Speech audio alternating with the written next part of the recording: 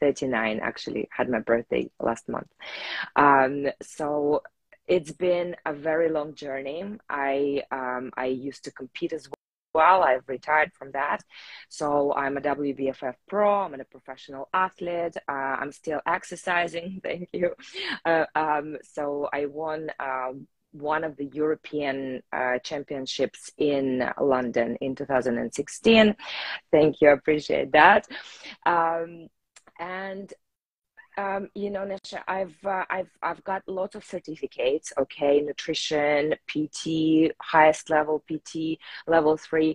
But what I can share with the audience is that nothing can beat personal experience and experience dealing with other people, right? There's one thing what we read in the books. There's one thing that what we're studying, which is still useful information. No one denies that.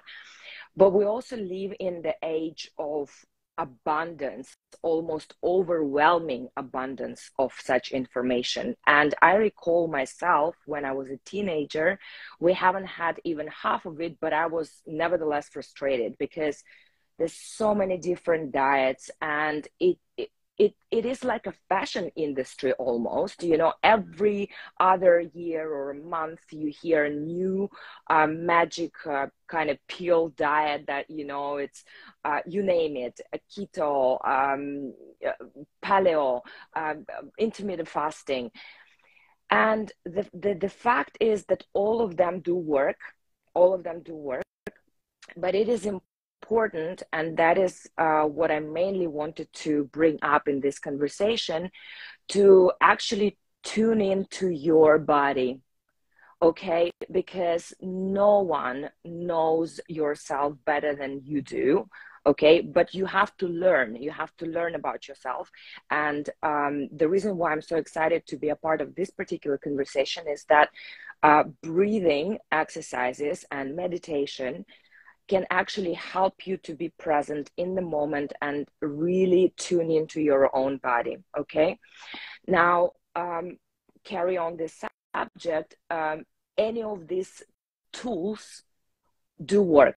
It's just a matter of finding what works for you, right? And you can only do that by experimenting and really deciding mentally to stop following fashionable things. Okay, listen to what people say, but apply it to yourself and observe, notice how your body reacts to it, right?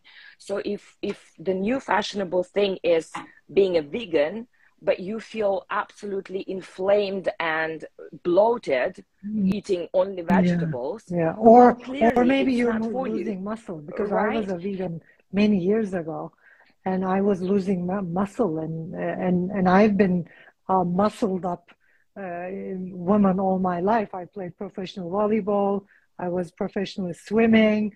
I did ballet, so it's gymnastics. So it's kind of like I was losing muscle. Wow. And I wasn't feeling good about it. And what you're saying is right. Like listening to yourself, listening to your body, connecting with yourself, using breath work, using meditation, and that's like why I decided to quit sugar, because I listened to my body. And at one point, because I think I was eating sugar more than I ever did, and which isn't loads, but still like maybe one chocolate bar a day is still too much for me because my body isn't used to it.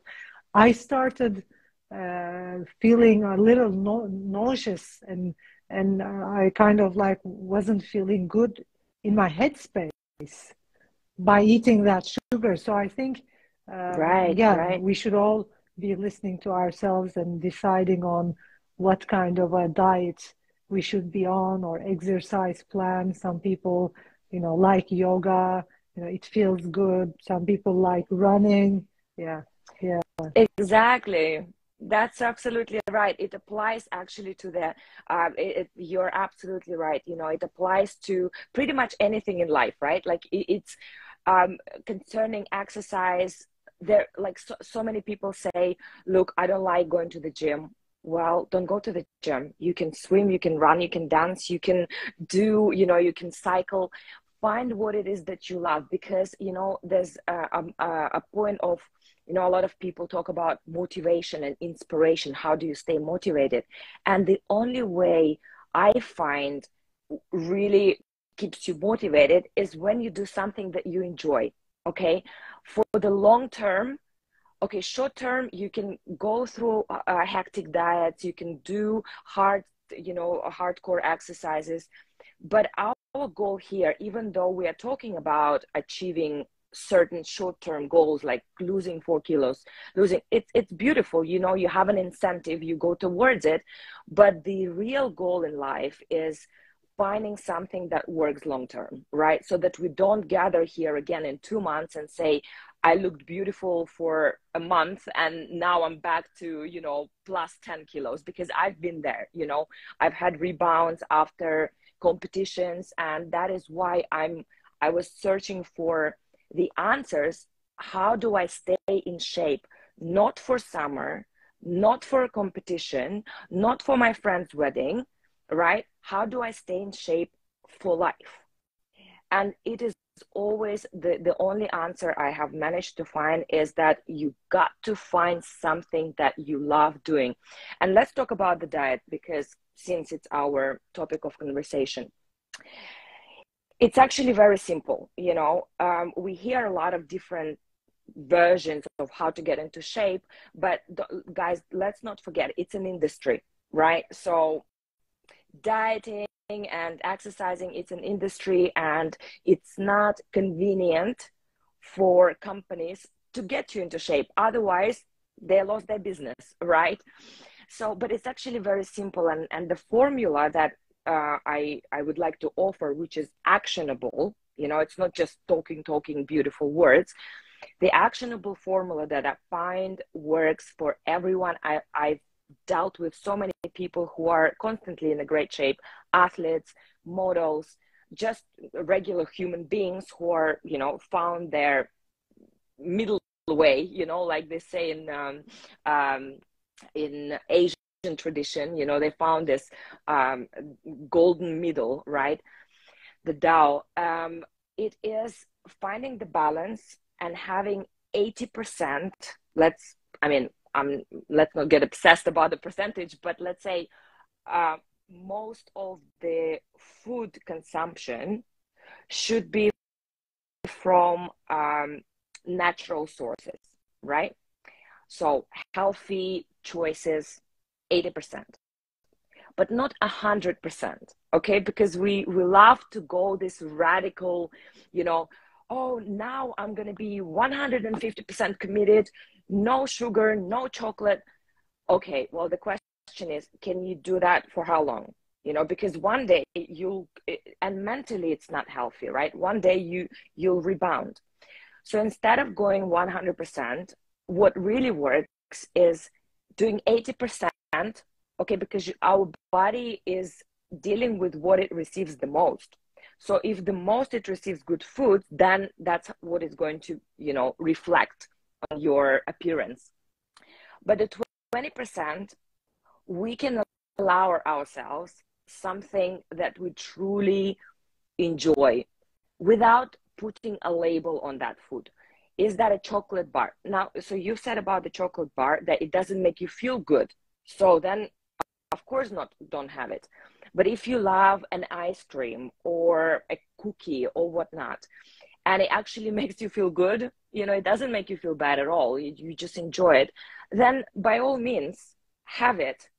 And this freedom of allowing yourself to have a piece of chocolate actually is a big paradox, because by having this freedom, you don't actually even want to finish the whole cookie. You don't want to finish the whole jar of ice cream. You just have a few, you know, full spoons, and you're satisfied, because you know tomorrow I have this 20% of whatever it is that I fancy, you know. And even those 80%, the last thing that I'll say on this point, those 80%, again, this should be coming from what you enjoy, okay? I don't care, they say quinoa is the best for you, or the sweet potatoes. If you hate it, don't eat it. Okay. If you love rice and white potatoes, which are still natural foods and they're still full of vitamins and minerals and whatever the body needs, then choose those foods that you truly enjoy, exactly. which are like I still love healthy. butter.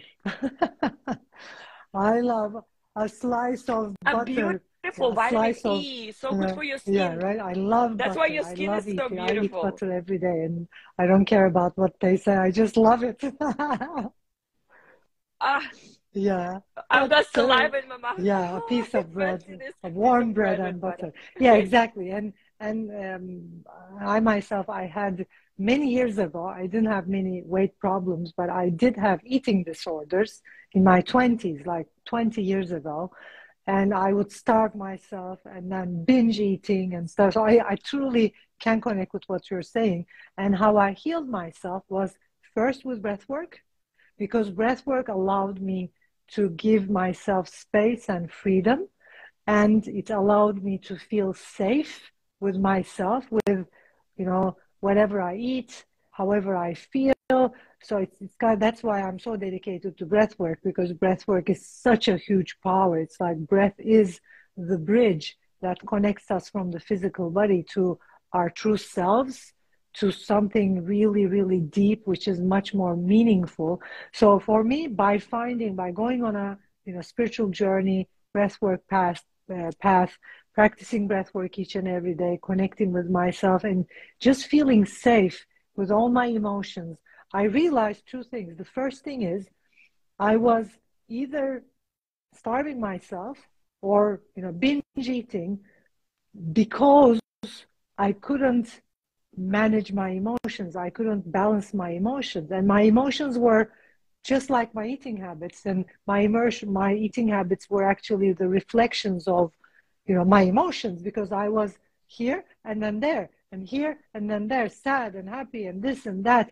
And the only way I could manage my emotions was through practicing breathwork regularly, because breathwork started changing my chemistry, it started changing my physiology and psychology. Like many people, are nowadays on the path to, either self-mastery, mindfulness, meditation. And I just keep on saying that breathwork is the most powerful tool. It's the most powerful tool because it changes our chemistry and it gives us the food, the physical and the mental and the psychological food. And that was how I started balancing my emotions. First, my emotional eating it just evaporated. It was just gone. And I felt, free. It was just like you said, like being free and giving yourself the freedom to be yourself, to eat whatever you want. And then you don't want to eat too much because you have all the options. And then it's much more easier. That's right. So it's much more easier to, okay, I want to lose weight. Let's quit sugar for a couple of months. It's much more easier because now it doesn't feel like limitation because I am free in myself. It's like nothing can limit me right now. But because many years ago, I had many limits in my breathing habits and thinking habits, everything felt limiting and everything, felt, I didn't feel free, and that led to a lot of, eating disorders and all that. And now, because I give myself the freedom, I can make conscious choices. That's exactly the opposite I thought 20 years ago, because you think you get results by controlling yourself, but actually you get results when you free up yourself and make conscious decisions inside that freedom you give to yourself. It's very interesting. Absolutely. That is so true. And yes, this is exactly, everything that you say resonates deeply, because a lot, again, in the fitness industry, we hear a lot about discipline and effort and making this, go hard or go home, all of this stereotypes and conditioning that you have to push. Stereotypes on steroids. And have the discipline. Exactly, stereotypes on steroids. That's exactly what it is. And so this is where I myself felt very disconnected and trapped, and I constantly felt that it just doesn't feel right. It cannot always be, you know, I mean, I've been doing this for, like I said, almost 20 years, and you know, I just constantly felt it can't be this pushing, you know, uphill all the time. It's just not right. There's got to be an answer to that. And what you're describing is this almost effortless pursuit of your goals, right? And there's few things that I want to add to this. Number one is we should always ask ourselves, why do we pursue a body goal, for instance, right? Because is it my authentic desire to be healthy and be in a certain type of body, right? Which is beautiful, and I believe that all of us should strive for that, because this is your tool for the soul, right? To evolve. It's like a car, okay, that gets you to your goals. So obviously you'd like your car to be functioning and optimal, you know, to drive fast to your goals, and hopefully looking nice as well, you know. I mean, it's like nobody wants to drive a shitty looking car. But it has to be, there has to be a hierarchy of values, okay? So prioritizing your body is not good, right? Like, this is where we get people who are just completely obsessed with their physique and they're forgetting about everything else. Dismissing it is not good either. So we have to find it somewhere in the middle. So you have to use it as, again, as a vessel through which, you know, you receive the life force, breath including, right? And so we have to keep it in a good state, okay? Otherwise, we just cannot function. We can't evolve. We can't learn. We can't grow. We can't achieve anything.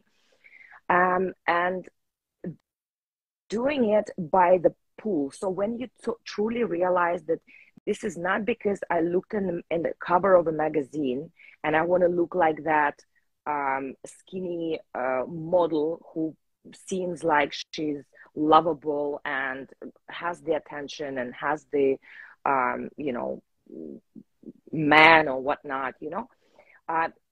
If you truly understand that you want to look after yourself, not because you resent who you are right now, but from the place, right, from the place of I respect myself, I like myself, and therefore I want the best for me, okay? And the best advice I can give for anyone who's listening and watching is I like to make this example of a parent and a child relationship, which is a relationship within yourself, where the body is your child and your mind is the parent. I love it. I love the example. Yeah, brilliant. Anyone who has for anyone who has children, you love your child unconditionally, no matter what this child does. But nevertheless, you don't let the child eat cookie and ice cream and go play all day long, right? You give them 20% of that, but then because of your love and true desire for that child, right, to desire for that child to be good, healthy, you know, grow in a good way, you educate your child. So you say, okay, here is 20% of candy, but there's 80% of read the book, go to sleep, have rest, don't stay on the phone for too long, right? But it's still a loving relationship, okay? You don't, you know, use a stick to just say no candy. All you're gonna have to do is learn, and etc. etc. So it has to be exactly the same notion within yourself, but for that you almost have to come to a point of separation. It's like, I am not one entity, right?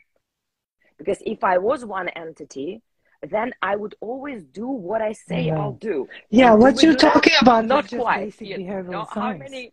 because in behavioral science, I'm a behavioral scientist, so in behavioral science, we look at you and your physiology in two different, because your physiology is a different entity. Your physiology learns, it learns certain habits, like the way you speak, the way you eat. It's kind of like your physiology is very different than who you are.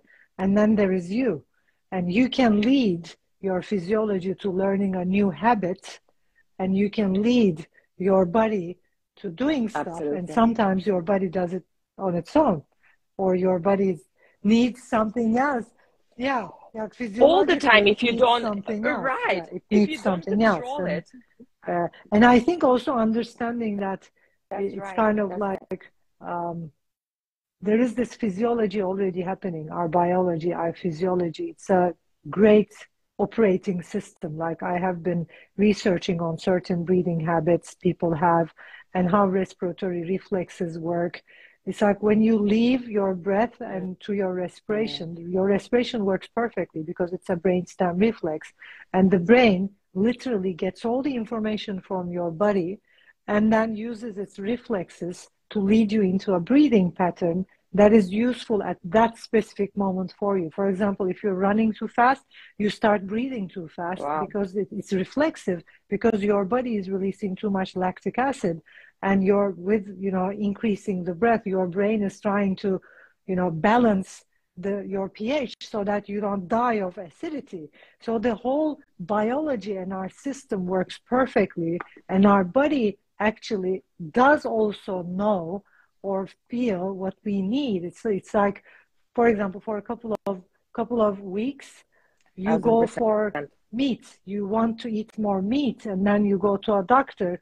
And then he says you have low iron levels. That's why you want to eat meat or, crave meat. So I think, exactly.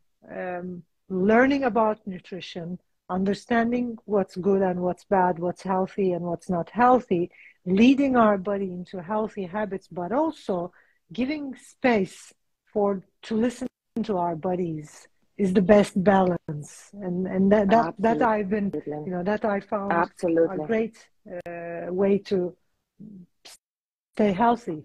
And, manage. Right, to manage your health. Exactly. That's right. It's actually, this is so, I love our flow because all the subjects that I wanted to bring up, you're actually saying it. The beautiful thing about our body is if we don't stay on its way, right? If we don't make really bad choices, it is so, it's a miracle that, how it all functions is just, it's a miracle. So what I want to say is if, we have the weight loss challenge, right? So another practical advice that I would like to give to listeners is you've got to understand one thing.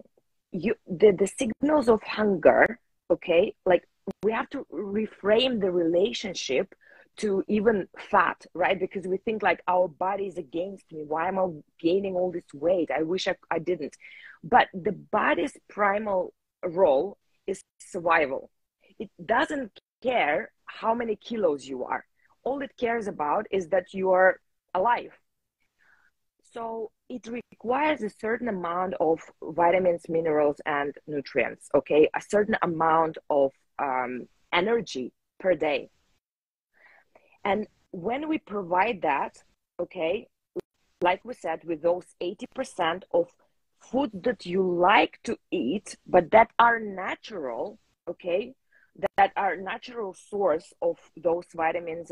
And as you said, like, for example, protein, it is an essential thing because most people think that protein is just a muscle, but actually 90% of our organs are made of protein. Keratin in the eye, I mean, like skin, collagen, you've got protein everywhere. So it is a primal source of your nutrition, right? Like you've got to provide some sort of protein, whether it's animal protein or plant protein, it's your choice. I personally, I have never tried veganism because I always wanted meat, like not red meat, but some sort of a protein.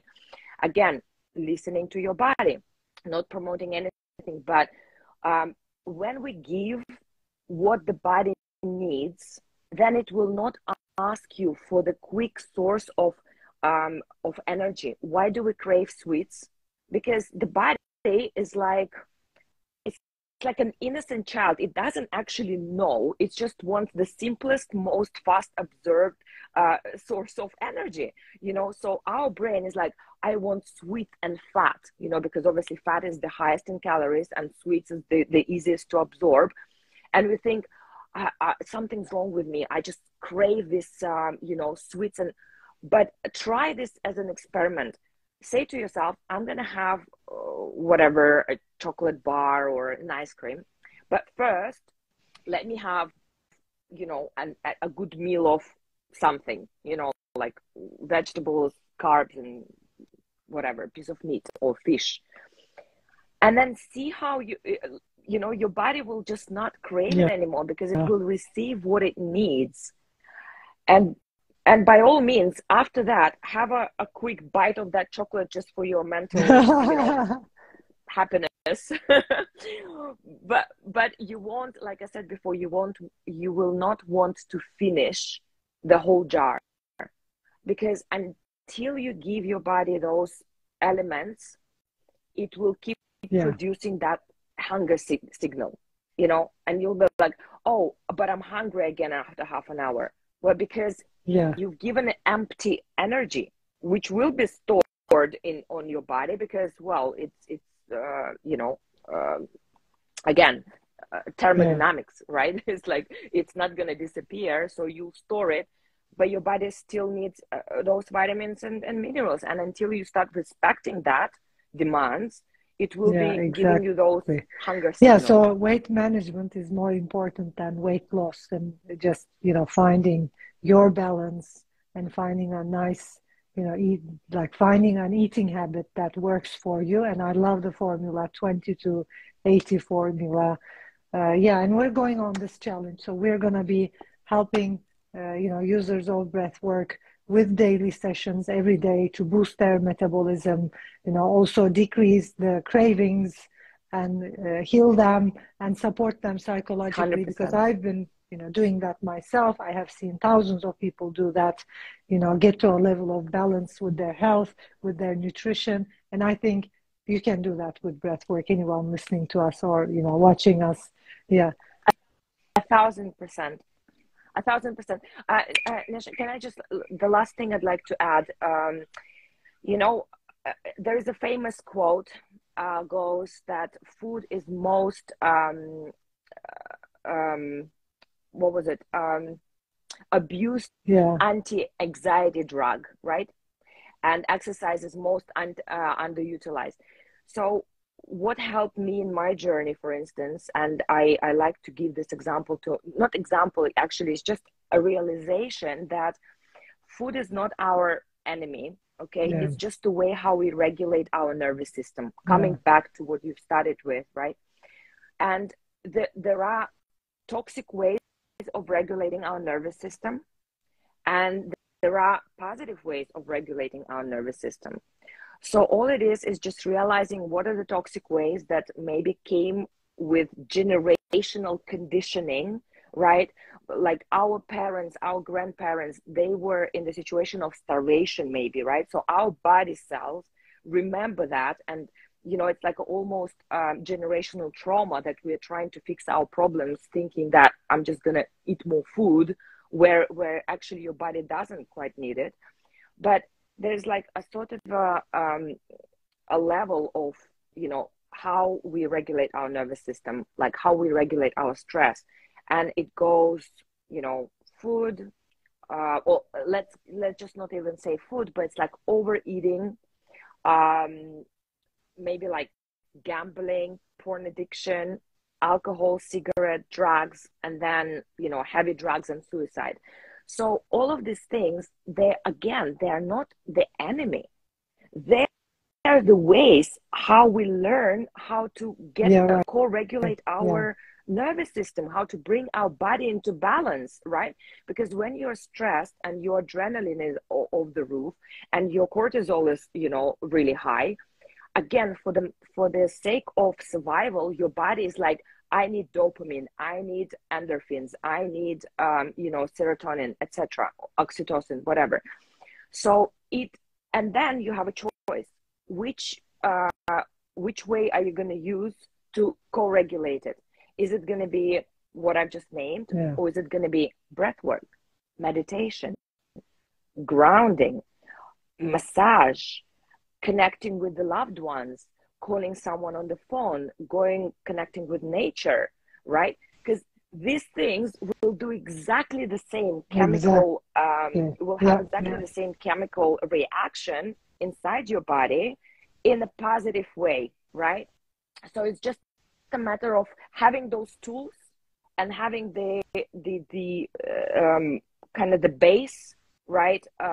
Understanding why you're doing that, understanding that you should be coming from compassion and love and taking care of yourself. That's your base. And then we build the castle with the positive tools like a breath work. You know, I would definitely say it's the first. Yeah, I mean, if you have some eating disorders, or if you're not eating healthy, definitely breath work is the one tool that will help. And also analyzing your breathing habits, because not all breathwork techniques works for everyone, and that's a huge mistake, especially, you know, with people who practice different breathing exercises. Huge mistake, because a breathing exercise your friend practices that relaxes him or her might be stressing you out, because we all have different breathing habits, we all have different bodies, different biology. So analyzing breathing habits is the most important thing, which people can now do on Breath Hub with just answering a couple of questions, and we lead them into customized journeys, because it's very important. We're all different.